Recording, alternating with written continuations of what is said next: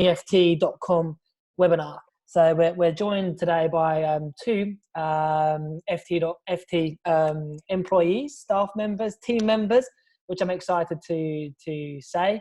I've got a little poll that I've just done for you guys just to have a little go at. I'm interested to know, do you read the FT?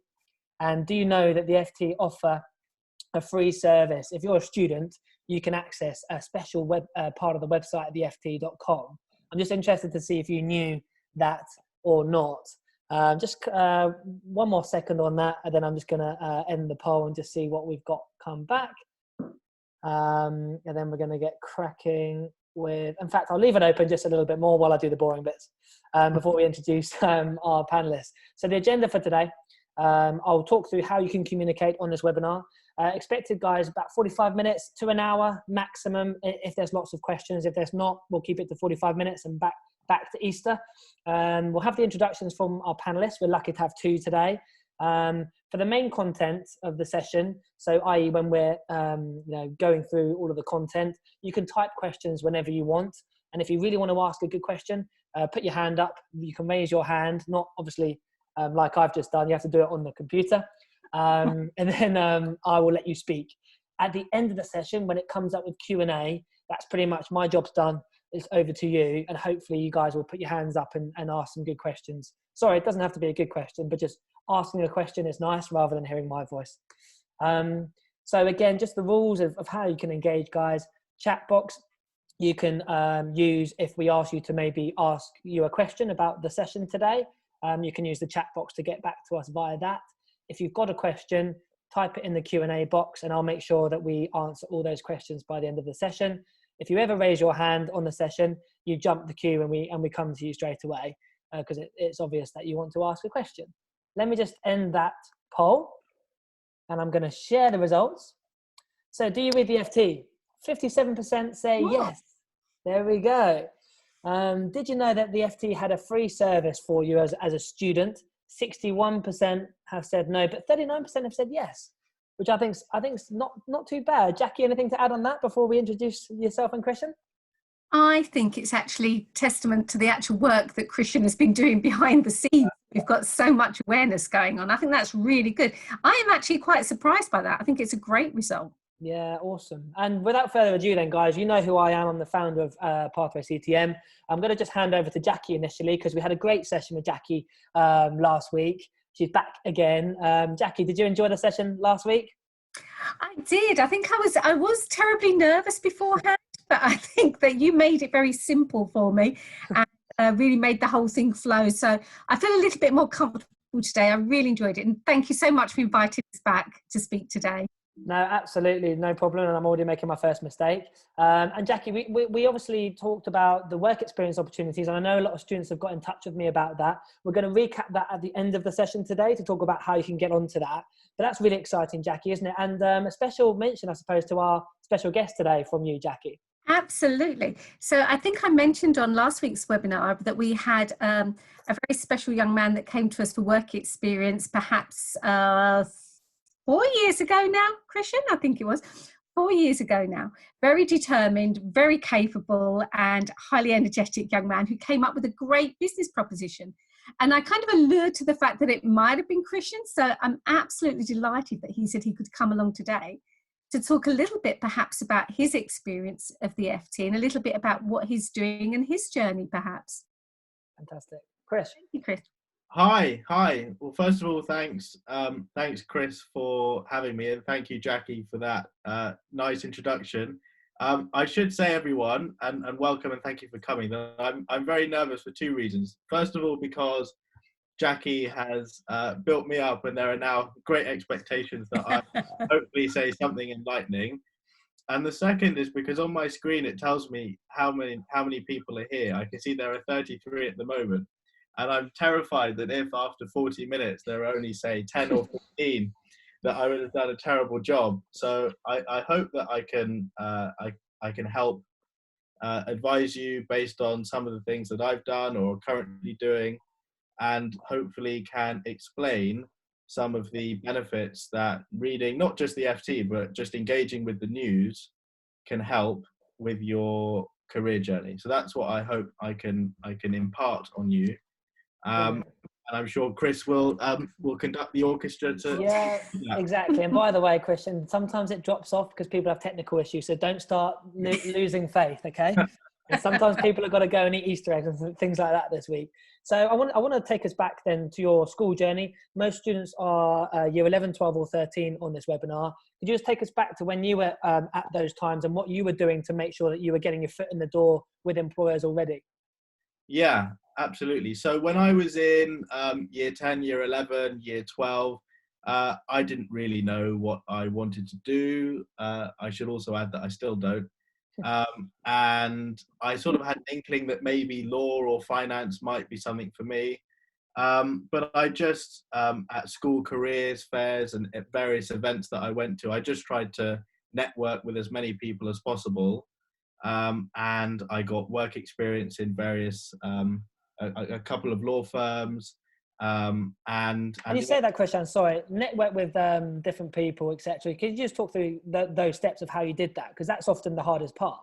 Yeah. So I guess there are two elements to it. The first is being as prepared as you possibly can.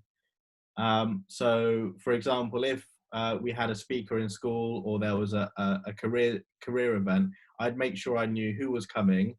And I would do some research into the company that they work for, just a couple of statistics about the industry or their company. And if you did know the person who was speaking, try and find out their elements of their career journey, or just something that you can strike a conversation which says, or which tells that person that you are engaged, curious, and have done some thinking beforehand. So that's the first element to it. The second is then just to be yourself. When employers come to these sorts of events, they are there because they are interested and want to help. So if you show enthusiasm and a genuine interest in that person and in improving your own kind of employability, that will rub off really well, and you'll have a much better chance of securing, whether it's a day shadowing that person or some work experience or an internship or even a job. But it's that approach of being prepared and then being enthusiastic that really goes a long way. Oh, brilliant. Okay, fantastic. So law firms, work experience. When did the FT come into things? Yeah, so my first exposure to the FT came when the chief executive came to give a talk at my school. We were very lucky to have such a high-profile speaker. But then going back to what I was saying just a minute ago, I had researched as much as I could about the FT, as much as I could about the chief executive's career and what he wanted to achieve at the FT and so on. And I guess I was a little bit tactical. During the Q&A, I asked a few questions that deliberately showed that I had done some research as to who he was and what the FT was really about. And then at the end, I just asked if I could have his business card. And then I emailed him and said, look, I was really inspired by your talk. Can I come in for a day? So I came in for a day, and again, I was really prepared. I was fortunate to know all of the names of the people that I'd be meeting.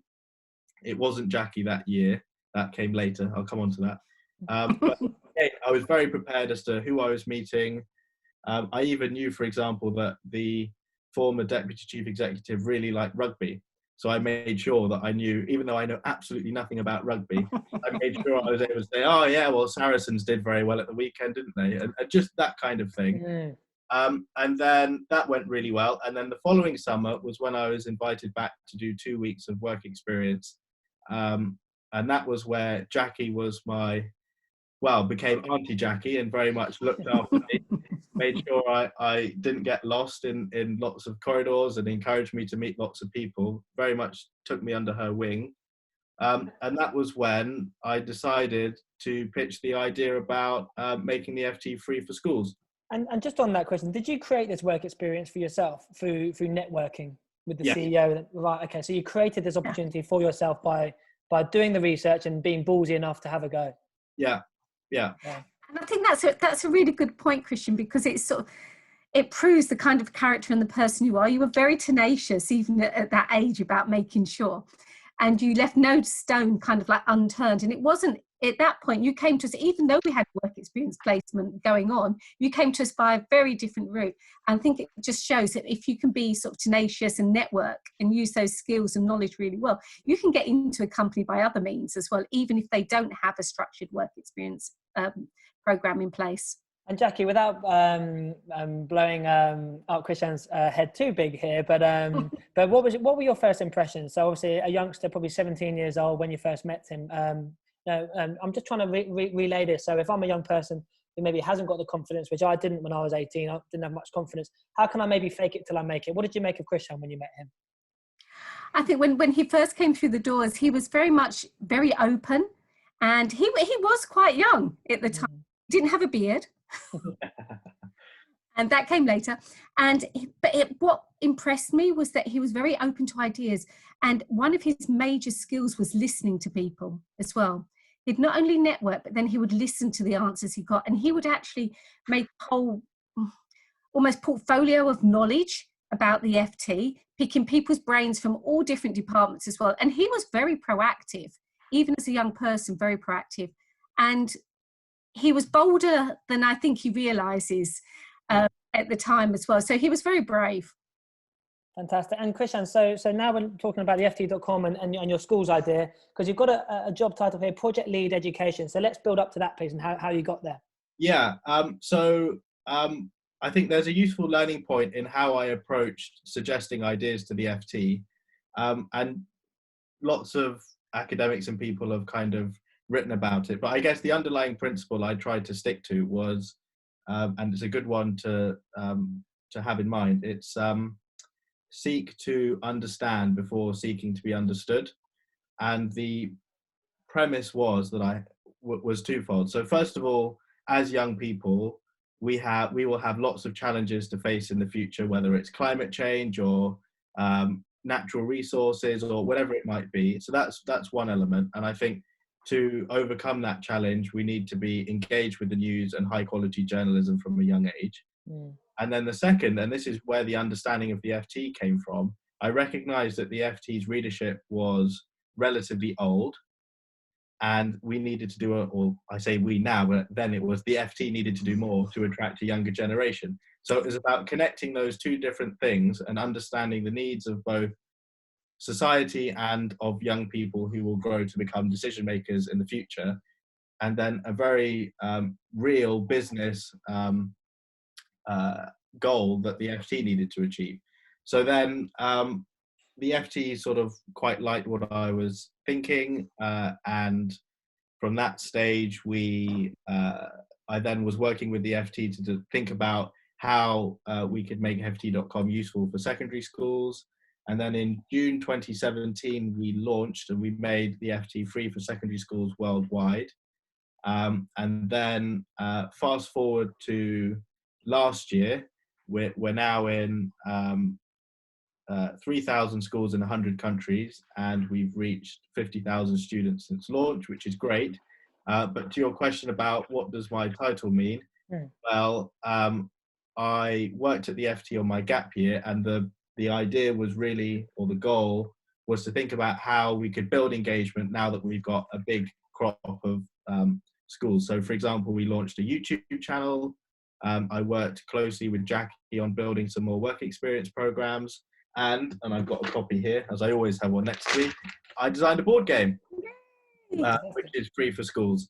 So that was last year. And now this year, I'm a student at the University of Manchester. I do politics and modern history. But I also, alongside my studies, I still do 6 days a month for the FT.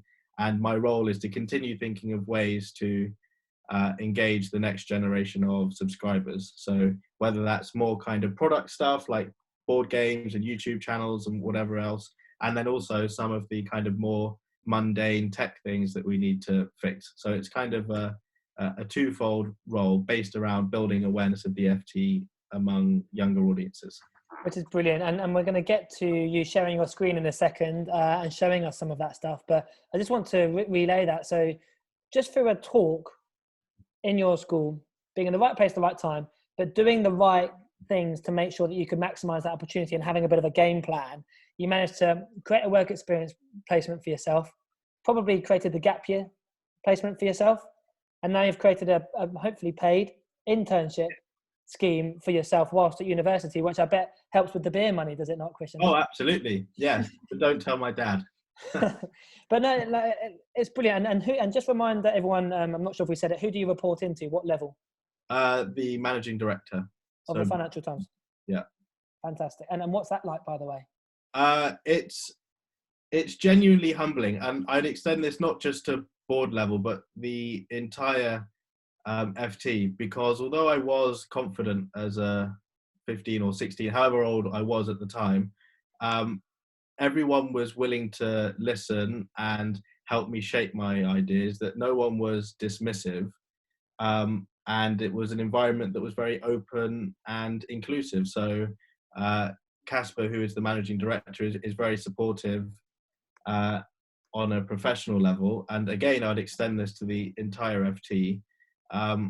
People care about you on a personal level. I think just a little story that really rams that home is that when I came back from 3 months away, I'd been traveling. When I went back into the FT, they didn't say welcome back, they said welcome home. And there's a sense that you are part of the family on Team FT. So yeah. Well, before we're going to have to start getting some tissues out, Christian, we better move on. But no, that is it's a great story, and thank you for sharing it. And we'll be able to ask you questions later on. Just to quickly recap for the guys, obviously we've got over 30 students online at the moment. We've had some good turn-ups for our webinars over the last 3 weeks now. So ft.com, the FT, whether I'm reading the paper or going online, it's meant to help me, right? It's meant to help me with the labour market, understand what's happening in the world of work. And we were speaking with Christian in terms of some of the stuff we've gone over. You think it's going to help you with the interview? We can look at apprenticeships a little bit more today, covering letter in terms of tailoring that covering letter to where you're going and who you're speaking to. You mentioned that you do research on the who you're going to go and meet. And I'm sure there's different things we can be doing on the ft.com to find out who's working in these areas, where the CEOs are in the companies that we're interested in and what they're doing, so to speak. Is there anything you'd like to add on in terms of, what we've covered so far on our webinars and how this sort of fits into the whole agenda today? Sure. So I'll share my screen in a minute, but I guess that the theme of the session so far definitely seems to be proactivity. And to all 36 or however many it is on the call, that is the perfect example of being proactive and getting ahead and taking the initiative. So you're already a step ahead of many of your peers. So I guess a well done is what I'd say to start with. Yeah. I can perhaps show you some ways in which you can use the FT to help with your career journey. Shall I share my screen now, Chris? Yeah, absolutely. Let's go for it. Yeah. And guys, by the way, on the chat box, do feel free, if you've ever used the ft.com online, do type in the chat box about how you found it or anything like that. Chris, would you mind? Oh, I've got to stop my sharing. Yeah, we did practice this, didn't we? Do it now, Chris. Come on. There we go. Share screen. There we go. I've got a question already. Here we go. Christian, just while we go, I've got a question. So if there is a company I'm genuinely interested in who I should approach to ask for work experience in the company, and by what means, sorry, sometimes these aren't written quite well. If there is a company I'm genuinely interested in who should I approach to ask for work experience in the company, and by what means of communication, Christian? Yeah, okay. Good question, first of all. So this is where LinkedIn is really helpful, because you can find relevant people who might be in charge of work experience programs or related to HR, or have a focus that is something to do with education, a bit like what I have. So connecting with them on LinkedIn, many people would just connect with anyone that sends them an invite. That's one way of kind of starting that that journey. And then I'd encourage you just to send them an email and do so in the knowledge that they might not reply, or they might reply and say we have nothing available, but you have nothing to lose by trying. And that's another thing that I would definitely stress, is that a lot of people have good ideas, but that is in itself isn't enough to create something successful or a job for yourself or whatever it might be. you have to take the initiative and acknowledge the fact that some things won't work. It came off with the FT in terms of me reaching out and getting an opportunity, but there have been plenty of other people that I've written to and it hasn't worked out, but that's part and parcel of it. And just before we flick on, actually, because you're creating this persona here, Christian, that you can achieve anything if you put your mind to it, which I kind of love, and breaking down the barriers and just trying to express yourself and go where your heart wants you to go, really, and that's what you did. I just remember, actually, in terms of linking to research, I was reading a few things around construction, read an article, saw that a partner had written that article. I found it quite interesting, and I researched their name on LinkedIn, found their emailed him about the article I was reading, and now we work with them. They're a client of ours. So, just by reading around the subject, which is, young people education, apprenticeships, that actually acquired me business, and using that whole infrastructure that you've put into place of proactivity and persistence, I suppose. Yeah, exactly. It's the approach that counts in the long term. Not everything will come off the way you expect or the way that you want it to, but nothing will come off if you don't. That's probably the way to look at it. So what are we looking at here, Christian? Right. Okay. So as I mentioned, ft.com is free for secondary schools, and that gives you full roam of the website. But since you're at home and many of you may not have an FT login through your school, I just want to flag up the coronavirus stories. Obviously, it's the big topic of the day. And our editor, Rula Khalaf, has decided to make 3 coronavirus-related stories free to read for everyone as a kind of public service benefit. And there's some really good articles on here. So talking about the battle in terms of testing and the approach that the government has taken, all down to kind of how to use Zoom, which is obviously very topical at the moment, given that we're on Zoom, and so on. So there's some really good journalism in here, and I'd encourage you to make the most of it. But now turning to the benefits that you have as a secondary school student, well, there are a number of things related to careers. So the first is our YouTube channel, which has a lot of careers-based content. So I'll just play you the first minute or so of this video here, which is about deciding between apprenticeships and university. And Christian, just before you press play, would you mind when you stop playing this video to let us know if you had your time again? I know it's only like a year ago. Would you go to university or do an apprenticeship, or just tell us about your thought process around where you're at the moment around that argument? Yeah, sure, absolutely.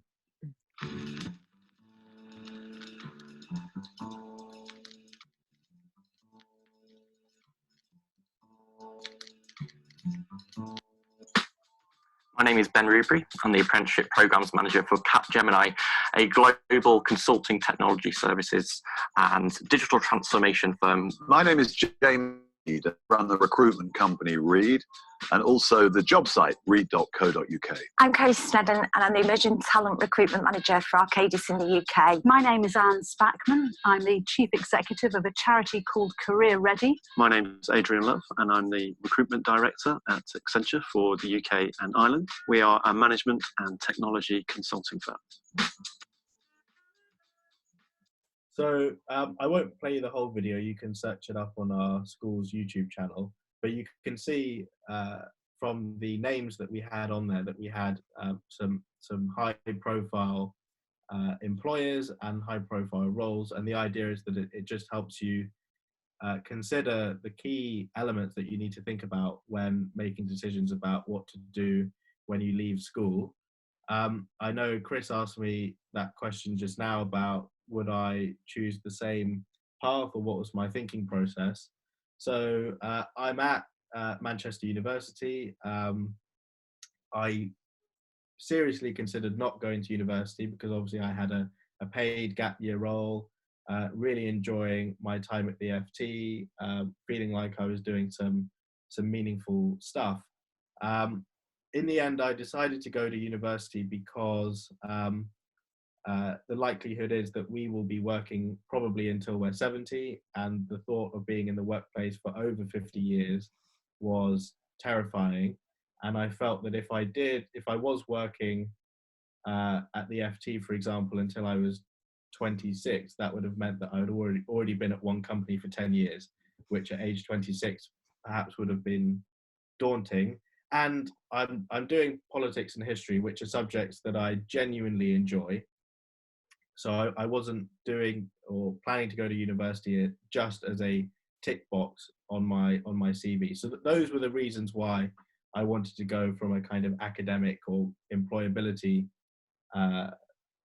perspective. I also was very much keen on the kind of university lifestyle. It is really good fun. This probably isn't the platform to share many of my stories about how fun it is or what we've been up to, but as I'm sure you're aware, it is a fun time. There is a but, though. It is very expensive. The tuition fees, the living costs, and everything else that is attached to it. So I would really urge you to consider why you want to go to university. Is it because you want the lifestyle, or is it because you think it will give you that edge in terms of employment? And if it is the latter, if university for you is a means to an end or a means to an employability end, I would think really carefully about some of the other routes, whether it's degree apprenticeships. I'm sure Chris can advise you much better than I can on what's available. Whether it's going into the workplace or whether it's having a gap year just so you can give yourself more time to think, because it is a significant investment, and it's worth thinking about.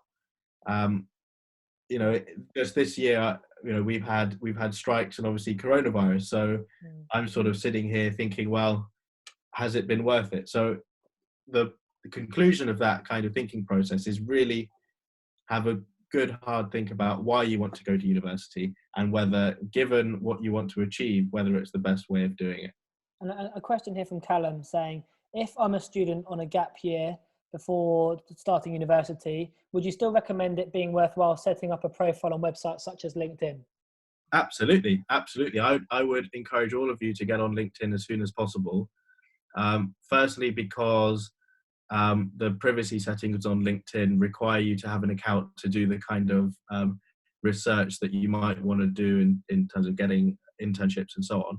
And the second is that when you meet people at careers events, or you get work experience and you're introduced to lots of people, it's very easy to say, oh yeah, we'll keep in touch, and then you lose the business card or whatever. But LinkedIn gives you a kind of constant feed of connections and finding out what's going on. And the other LinkedIn related advice I'd give you is to connect with each other. That may seem odd given that you're all kind of at school at the moment, but you're at school now, but in 5-10 years time, you will all be in jobs and employment. Some of you, like Chris, will have started your own business, and you'll be able to help each other out and offer opportunities, whether it's employment or a contract if you need a marketing agency and so on. So I'd encourage you to build your network, not just among those who are kind of above you on the career ladder, but those who are on the same level as you as well. Brilliant. Thanks, Chris. And so now I'm keen to really look into what I can use on the FT.com on that subscription model, because if I'm not a student, I've got to pay to use FT.com, haven't I? Yes. The FT is a premium product, so it's expensive for either businesses or individuals who want to read it. But as Chris and Jackie have mentioned, we've made the FT free for secondary schools, and there are a number of specific things that I think would be really useful for you guys. So the first is on ft.com, there is a specific secondary schools page, and this is very much curriculum focused. So for example, if you do economics or geography, business or politics, there are a breakdown of articles which are relevant to the group, and they're often annotated by teachers. So if I click into one here, within the article, there is a list of questions which are relevant to certain topics in the curriculum. So that's a very clear example of how the FT can help you understand your subject better. And then there are a number of careers-based elements to the website. So the first is, and I imagine many of you are in this boat, you are thinking about what you might want to do when you leave school. Now, when you're applying for internships and jobs and so on, or indeed university, the person who is assessing your application will want to know probably 3 things. The first is why you're passionate about that industry, that company, and that job. The second is what is your kind of wider knowledge base. And the third is what makes you special or stand out. Now, the FT can help with the first 2 because we write about all of the industries and many of the companies that you will end up applying to. So whether it's something related to the breakup of the big 4 auditing agencies or whatever it might be, you can see it breaks the companies down by. So if I'm interested in, let's say, technology, for example, I can look at the tech sector. Yeah. And then before my interview, would you recommend I do this type of thing if I'm going to, let's say, Accenture or IBM interview? Absolutely. I would encourage you to have a look and see if you find anything related to the particular company or the wider industry.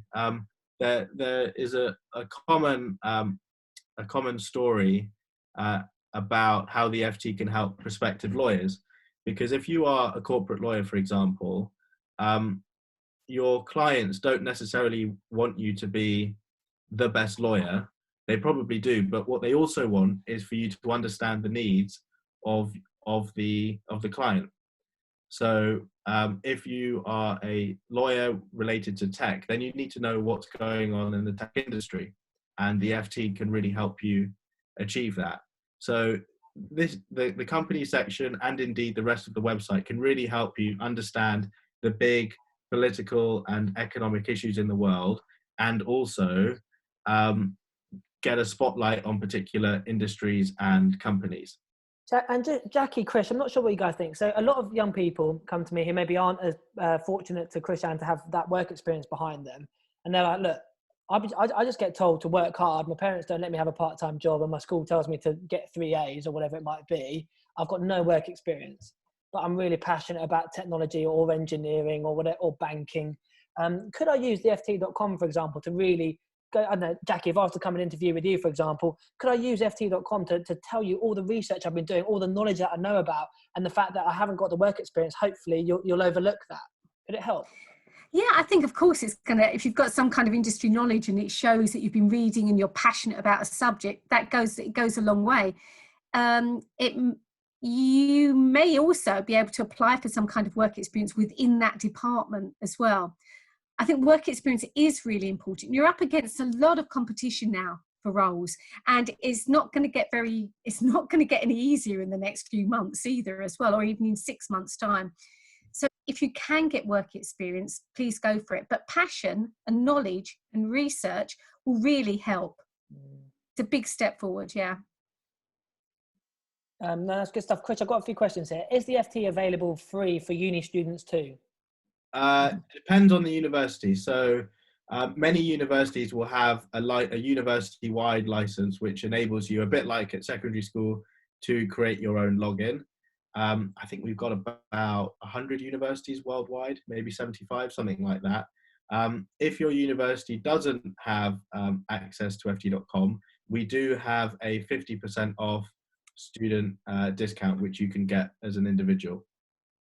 Okay, thanks, Chris. And Ella's just said there, she was writing down the 3 things that you were saying, but she didn't get them all. It wasn't it what I would want if I was interviewing: passion, why the knowledge, and then why you. Were they the 3 things you said? Pretty much, yeah. It's sort of passion for the industry, the company, and why you really want that job. The second is your kind of knowledge base. What research have you done? Are you knowledgeable about what changing trends and so on? And then the third is what makes you special. So that's the kind that the FT can help in that regard. But then there's another element in terms of soft skills. So there is a work and careers section on the website, which is designed to encourage people to think about and discusses workplace themes and advancing careers and so on. And I've just picked out a few articles and videos which I think are particularly relevant to you guys. So the first is a video on how to ace an interview, and that was done by the Oxford University Careers Advisor, so speaking with authority. And then the second is, again, by Jonathan Black, how to find your dream job. And then the third is when to start applying for internships. So those are just three examples that I found when looking on the website of articles which I think might help, or aspects of the website that might be useful for careers. And then finally, before I'm sure Chris will want to ask some more questions, I just wanted to flag up Life and Arts. So probably because of the name of the newspaper, the Financial Times, people assume that all we write about is finance. But the reality is very different. We have a very well developed Life and Art section, which talks about real estate and home, style, travel, books, food and drink, and everything you could possibly imagine, really, in the kind of life and art space. I've just got two questions. The first one is, what about if I have no idea what I want to do? Where would you recommend me researching, or maybe starting? Is it the homepage? I have no idea what sector that I'm interested in. So I guess there are two parts. One is a kind of what advice I would give, and then the bit I'll talk about first is how the FT can help. So the first thing is, I would just spend some time on the homepage and staying up to date with what's going on in the world, because then organically you will start to be drawn to certain themes that you are particularly interested in. So taking coronavirus as an example, it may be that after a few weeks of staying up to date and staying informed, you gravitate towards content related to the economic impact, or it may be that you start gravitating towards the scientific elements to it, and that in itself will help you kind of begin to identify what you might be interested in. I'd also refer back to the company section, which can help you again be drawn to certain industries, and I would then encourage you to go to lots of different careers events, and just by trying, you will inevitably find out what you enjoy and what you don't enjoy. And it's probably quite realistic that you will find something that you don't enjoy, but that in itself is valuable, because then you can rule it out. And then just a final word of note, the FT is a very good resource for all of the reasons that I've mentioned. But I would also add that you should use lots of different resources, whether it's different news organizations or websites or companies that help you formulate career decisions like Pathway, and there are others too. So I encourage you to be as broad as you possibly can, particularly if you have no idea what you want to do. No, thank you, Christian. And just, that was really good. So we've got a bit of an insight there into how the FT.com, well, what it looks like, really. We'll get on to your questions in a second. But I sort of wrote down there, if I'm being interviewed, your passion. Why are you passionate, right? Why are you knowledgeable? What is your knowledge? And then the why you bit. Like, just by using research and not experience, which is the harder part to get, you can prove you're passionate because you're actually doing the reading and you're doing more. 35, 36 people are on this webinar. You don't have to be. Like, straight away, that proves something about yourself, like Jackie and Christian were saying. And then you go into your knowledge because you've actually done the research and you're reading about it and you're talking about why you're passionate about the stuff you've been reading. Straight away, for me, as someone who employs people, I would then go, well, this is obviously you, because you're doing stuff, you're proactive, and you're going out there and you're understanding about stuff that's important to me in education, for example. So I think it's just so important, that the reading that you're showing there. Christian, about how it actually works, because I've got a couple of questions here. One person saying that their login doesn't work. Can you just actually speak about how if your school hasn't signed up, how that works and how we can maybe help as well? Yeah, okay. So the first thing to say is your school needs to sign you up. So if you don't think that your school has access, you need to ask a member of staff to go to ft.com/schools are free and register the school, and then we will set up an account. From that point, and this will include now those of you who are at schools which do have access to the FT, you can access the FT anonymously in school, which means that you don't need to create an account. As long as you're on the school Wi-Fi, you can browse ft.com and so on. And then you can also create your own login, which means that you can then start to use the app, and you will also receive a newsletter curated specifically for schools. Now, to create a login, although there are a few exceptions, the majority of you will just need to create a login on ft.com. I'm just thinking when we can send the details afterwards. Yeah, but basically you go to ft.com/schools are free, enter your email, and then it sends you a sign up form that you need to complete in school. For those of you that the FT is not working, the common problems are either your school has changed Wi-Fi provider, which means you can't then access the FT or create an account, or you had an account in a previous year and you haven't reactivated, or you thought you had your own login when you were at school and reading the FT on your school Wi-Fi, and now you're at home, you can't access it because you are not in school on your Wi-Fi. Those are the three probable events. So, Christian, it might just be that the school hasn't signed up as well. And if I remember rightly, there's a link that we can send and we can share it with Chris afterward, where you can actually check to see if your school has signed up or not. Yeah. Right. And if not, then do haggle with your teachers to try and get them to register. Okay, good stuff. Sorry, guys, I've just lost my Q&A box. But basically, guys, what we'll do, we'll email you all the recording of this, of course, afterwards. And we will email you exactly what you can do there that Jackie's just described, so you can have a look. And then if you need pathway to speak to your teachers to try and help you make them do it, like we will do that as well, just to make sure that you've got that support. Okay, brilliant. Thanks so much, Chris. Jackie, would you mind just recapping a little bit of what we talked about last week? And what would you say to a young person? Because I've had a few on Instagram and people emailing. What would you say to someone who's turned up to the last one and this one and really is pestering me to get onto these opportunities? Okay.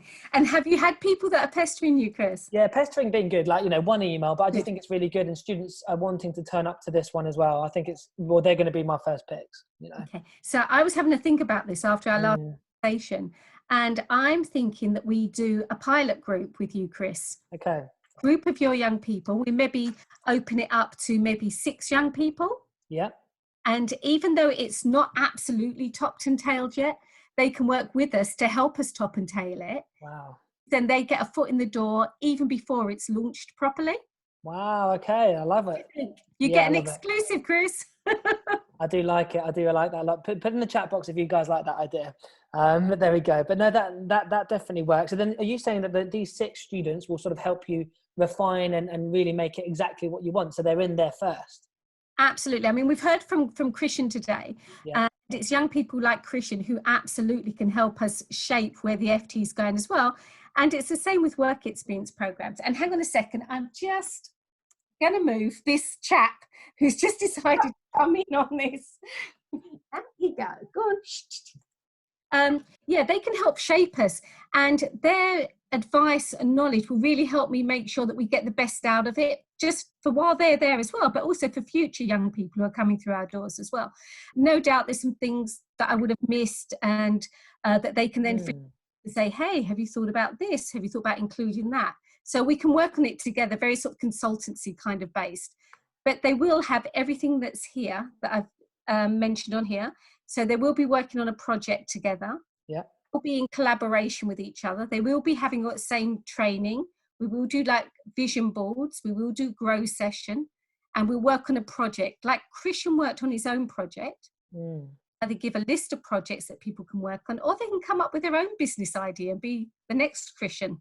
I love that. Okay, that's amazing. You can see people in the chat box there keen. Guys, we'll obviously tell you what to do in the follow-up, which is brilliant. Okay, so that's fine, isn't it, Jackie? I'll get back in touch with you on that. Is that okay? Yeah, and that'll be the first one we're working on, the work experience placement. The third one down on the list is the one we'll go with first. Work experience placement, the best one. Good. We like that. Okay, well, that's fantastic. Guys, Q&A. I've been panicking because I've lost the Q&A box. There's 5 questions in there. Christian, can you see it? Yes, I can see it. So I've got I can see the question about creating an FT login. It says you're using your school email. So it may be that your school email has 2 different domains, one for teacher, one for students. But perhaps Chris can share my email address with all of you. I'm happy to keep in touch. And then whoever asked that question can then get in touch. Thank you. Question 2 is, would you recommend taking a gap year? Absolutely. My gap year was the best year of my life. Absolutely. 100%. I appreciate that what I was able to do in my gap year in terms of working at the FT and then traveling isn't necessarily possible for everybody. But there are certain principles which are transferable to anyone who has a gap year. The first is resting and recovering after A-levels. I've now done most of a year of university, and I can say that A-levels were probably the most stressful period. I'm sure, Chris, you'd agree from your time. Yes, absolutely. Very, very stressful. And actually having a year rather than just a few months, particularly with the stress around results day, really gives you the time to recover mentally and emotionally and think about what you really want to achieve. Because when you're at school, you're kind of on a conveyor belt where you move into secondary school and then you do your GCSEs and then you decide whether you're going to do A-levels, and then you are shepherded onto the next step, whether that's university, an apprenticeship, or into the workplace. But just having time just to pause and really think about what you want to achieve, I found was very valuable. And then the other reason why a gap year was helpful is because I was able to mature. I didn't live at home, so I had a head start when I got to university on things like budgeting, working out that if I didn't go and buy milk, then I wouldn't be able to have cereal in the morning. Just those kind of growing up things are really helpful and really important. And you can work out those things for yourself on a gap year. So I definitely recommend it, particularly for those who don't necessarily know exactly what they want to do. No, definitely. And I've got the Q&A box back now, Christian, because Alana has said that their work experience has been cancelled due to coronavirus. Yeah. What type of things do you think I could do instead? Well, I think we just answered that question, haven't we? By the fact that you're being on this. And I think also being on this is great for students, but I would also suggest that if your work experience placement was cancelled, maybe get in touch with the company where you were going to have your work experience and see if they considered doing something online. And we're quite happy to share best practice with people and other employers. We're going to be sharing this process with them as well. But quite a few companies are now looking at it and doing online workshops and placements. That's great. And Alana, stay till the end and obviously apply for the one that we've just been offered for Jackie. So that's fantastic to our inbox. What sector is this relevant for from Anonymous? I'm sorry, I'm not sure what question that is. So maybe put your hand up or ask it again and we can come back to that. Do the Financial Times offer apprenticeships? Yeah. The best place to look, if you go to ft.com, there's apprenticeships and internships, and they'll all be advertised on ft.com under careers, and anybody can access that area. Great. And I've got another question here. So how could we best express our interest other than reading the FT? I suppose, would that be in terms of for the job? Yeah, for a generic job, should we go with that? How do you express your interest maybe rather than just reading the FT? Yeah, so I mentioned breadth earlier on, trying to be as broad as you possibly can. So I'd encourage you to read other newspapers, whether it's BBC or The Economist, whether there are any specialist magazines or newspapers specific to that industry. So, for example, if you're interested in something sciencey, whether you subscribe to The New Scientist, for example. The New Scientist. I'm just writing these down. Yeah. Yeah. And what else can you do? Go to careers events or careers workshops, and just make a regular habit of finding out what opportunities are there. So, when are the deadlines for certain internships and so on? Just that kind of planning aspect is really important. But yeah, just think about what opportunities might be available, where you can learn or consume, if you like, more information, really. Fantastic. Right, we've got 4 questions here. Then we must try and let these guys get back. So I'm in year 13 now. Is it too late to apply for a gap year placement? From my point of view, it's never too late to apply for a gap year scheme, because you push everything else back. You defer things. I did my gap year in New Zealand. I think I decided it in July. And then I went traveling for a year and I coached. So I think gap year, you can decide whenever you want. Would you agree, Chris? Yeah, I mean, although I'd done some of the planning and early conversations around this time, actually, in when I was in year 13, I didn't actually decide that, right, I'm going to do a gap year until results day, which was August, whatever it was. So I definitely agree that there's no gap years give you flexibility, but I'd encourage you to do that kind of preparation now in terms of working out what opportunities are going to be available. Because the other thing about a gap year is that it shouldn't just be moving everything back a year and then doing nothing. Gap years are highly productive and highly valuable so long as you approach them in the right way.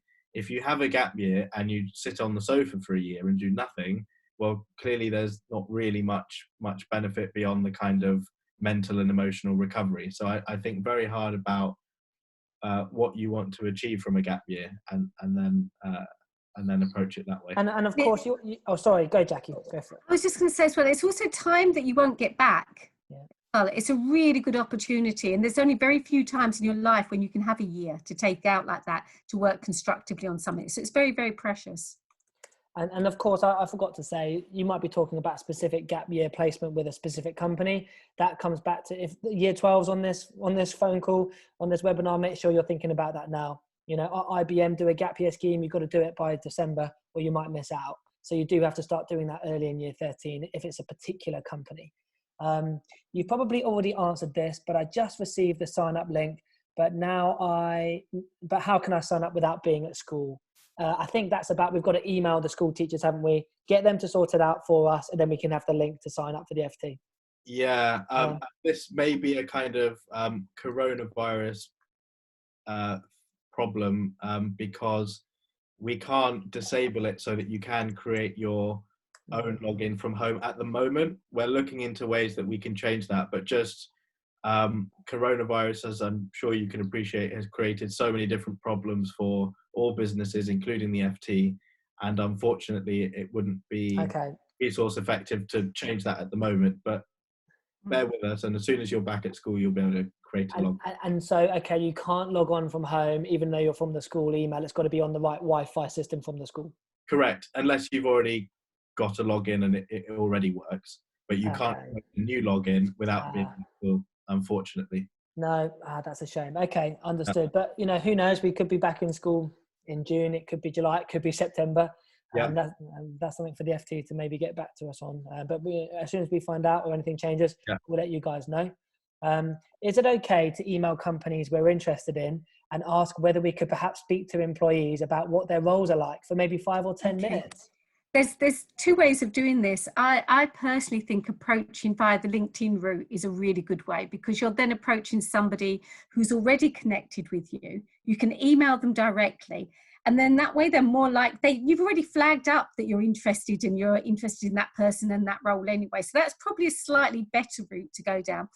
You might be able to email a HR department or a talent acquisition department and say to them that you're interested in speaking to employers. Would it be okay? But you've got more chance of success by going down the LinkedIn route. That's really interesting. I think this is a fantastic question to ask. Why wouldn't you have a go at that, right? Chris, that's obviously something that you did, really, isn't it? Let's be honest. Yeah, that's exactly what I was going to say. I have no idea. I haven't specifically emailed a company to ask to speak to employees about what their role is like. I've emailed companies on a kind of different, slightly different phrasing, if you like. But why not? I mean, they might reply, they might not. But nothing to lose. You got nothing to lose. Yeah, I mean, if you take a leap of faith and jump, more often than not, you will land on your feet. So I'd encourage you to take that jump. And let's be honest, though, do go. Some students, you forget how easy it is to take for granted. Don't email the boss asking to speak to the staff. Do more research and find out the company and then the department and then whoever heads up that department and ask them. So it might be, for example, you're interested in marketing. You go to the top person and then you ignore them because they're very busy and you haven't done much research yet. Right? It's too easy. You're a bit lazy with it. You could argue. Let's do a bit more digging. Oh, now I know they've got a marketing team. Oh, now I know the head of marketing because I've Googled it, I've LinkedIn, I've researched it. Maybe you ask them for their time because you want it, or for one of their team's time because you know that they might give you someone more junior and maybe more realistic. Either way, you're doing pretty well. You're doing pretty well there. But don't be too lazy with it. Make sure you do as much work as you think you can, and then you've got to ask for help. Don't be put off. Don't be put off as well, because you will get a lot of nobody replying to you for a long while as well. So just take it on the chin and just realize that people are incredibly busy as well, and they get a lot of spam emails as well, and just people phishing as well. So just keep at it, keep persisting on it. Yeah, and a good tip, and I do this even now if I'm emailing anyone, except Jackie, who obviously replies to me straight away. But if I'm suggesting something new, I never do it on a Friday, or particularly a Friday afternoon. And that's just something you can't really teach, but it's just something I've learned, is that on a Friday afternoon, people are desperate to finish whatever they've got already going. And then anything else that comes in new, it'll be ignored. And then by the time you get to Monday morning, something else has happened and that needs attention. Tuesday mornings are apparently the best time to ask for things. Yep, absolutely. Wow. Because they've got through their Monday backlog, they've got rid of everything. Tuesday morning, they're alert, they're ready. There we go. That's interesting insight here. You're getting so many exclusives, guys. I'm just going to try and wrap this up, though. I've got a question from Callum. If I am heading to study law this September at university and I am now stuck at home with my job I've been doing in my gap year on hold due to coronavirus, what would you say would be your top tip for networking and learning about industry before I actually start my course? Okay, so I assume that Callum is still kind of either working from home or has some kind of connection to his employer. So as Jackie mentioned, there are still kind of lots of different things you can do, whether it's continuing to do the same job working from home, or being proactive and suggesting ways that the company can adapt. That's an important skill and something that everyone's going through. So these are obviously very exceptional, very strange times that we're in, but there are ways that you can make yourself useful. So for example, I do a lot of my FT work remotely because I'm in Manchester and the head office is in London. And I've had a lot of missed university time due to strikes. So I've learned to be flexible and adaptive in a kind of working from home role and kind of keeping motivated. So I suggested some ideas to some colleagues about how to stay motivated, about how to adapt and fit in work schedules versus home schedules. I suggested that everyone in the department gets the House Party app, and we all do quizzes and pub quizzes and so on. So there are things that you can do to suggest ideas that can help everybody, that may not necessarily be the role that you started with on your gap year, but are still relevant and helpful. And on the networking element, and this is, I guess, applicable to everyone, even though we may still have some schoolwork or some work, there is inevitably a lot of time in the day that we now have that is empty, or we're desperately trying to fill because we're bored. And there are certain things that you can do in terms of your own kind of mental health, whether it's doing yoga or running or walking or painting, whatever it might be. That's an important part, and you should continue doing those things to stay sane in these weird times. But there are other things you can do in terms of careers. So whether it's setting up a LinkedIn profile, building a kind of CV template, which then you can adapt if you're applying to jobs in the future, looking into dates for other internships. So in Callum's case, for example, when is the deadline to apply for work experience programs in summer 2021? Because when you get to university, you'll be very busy making friends, trying to work out where the supermarket is and possibly the off license, and you'll become very busy. So you can use this time to get ahead in a variety of ways, but it does require certain amounts of discipline and creativity. And I certainly don't want to seem like I'm suggesting it's easy, because it's not. It is hard for everybody. And that's why I would stress, do the things that sort of make sure that you're okay first before you start thinking about the other things. And I'm sure Jackie would probably agree. Yeah, I agree. I think it's a great opportunity to do the research and the groundwork and make sure that you're okay along the way. We spoke about good mental health practice around sleep and exercise last week as well.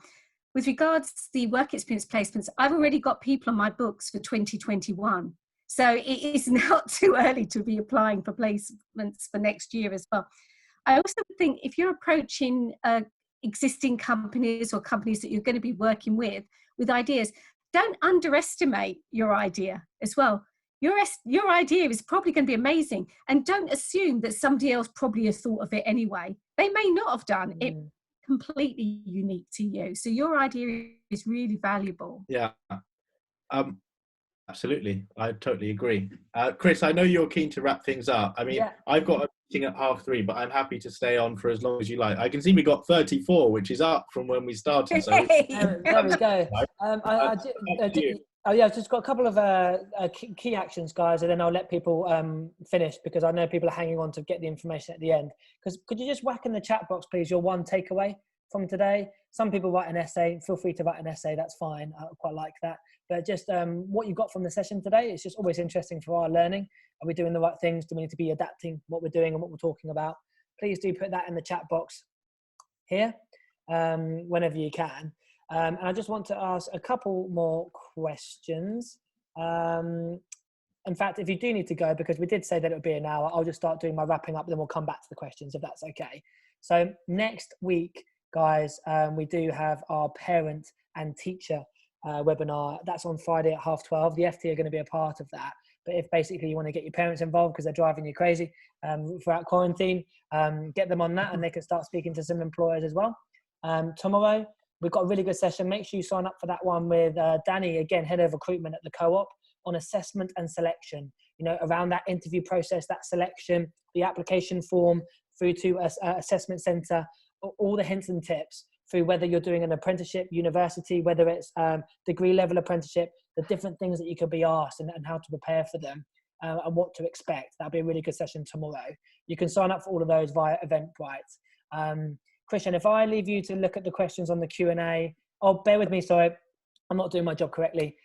Finally from me, guys, because I've still got over 30 on this webinar, email student@pathwayctm.com, just with a little bit about yourself. I want to know if you've been on one Financial Times webinar, if you've been on two, and we can check, so don't lie, and whether you're interested to be a part of this pilot group that Jackie's just announced, because I want to find the 6 most proactive students for that.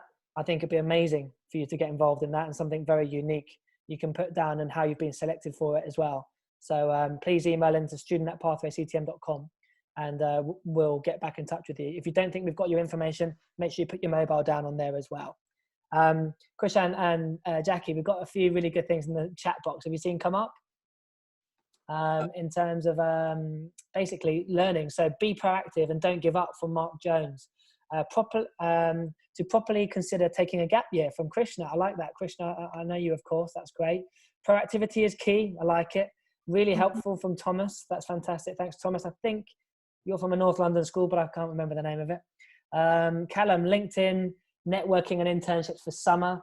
Be proactive from Patrick on Tuesday mornings. Thank you, Jackie. Tuesday mornings is the day.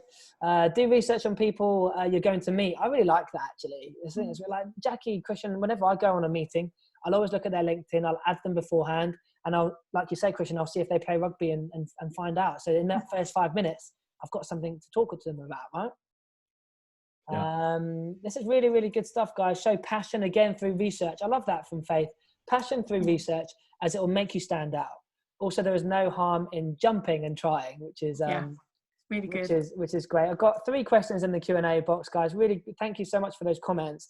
Christian, did you apply for university in year 13 or after the gap year? Both, actually. I applied to university in year 13, and then on results day, although I was heavily considering a gap year, I didn't quite get the results I needed anyway. So then I reapplied during my gap year.